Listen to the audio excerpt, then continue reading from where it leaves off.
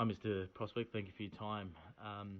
Appreciate the opportunity to review the Mimecast web security capabilities. I think combined with email, there's a consensus that some of the challenges that we see is that 91% of malware uses specifically DNS to complete its mission, and combined with email, it's very close second runner in terms of the prominent attack vector.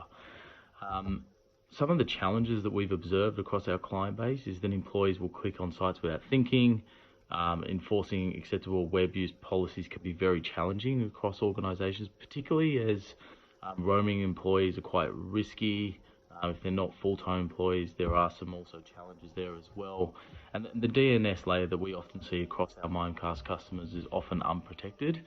And as organisations move from traditional on-premise, again, we find that it's hard to keep up to date with the complexities and the sophistication of the attackers. So some of the consequences is like primarily stolen company customer data. There's a loss of revenue and customers, which obviously has a material impact on the bottom line. There's a less productive workforce, and in some highly regulated markets, there is also compliance and fines and legal fees as a result. I think one of the most concerning is 68% of attackers actually takes months to detect, and this can have material consequences on an organisation.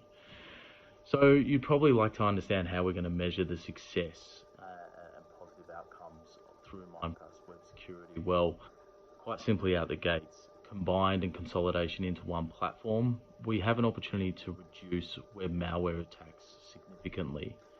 We'll also look at measuring the efficiencies produced in productivity, and considering it does take months to identify a particular attack. So how we do it better is when we add security and monitoring at the DNS layer, we then have the ability to protect against malicious web activity initiated by users, and also blocking inappropriate business websites as well, based on policies that your administration controls and effectively maintains going forward.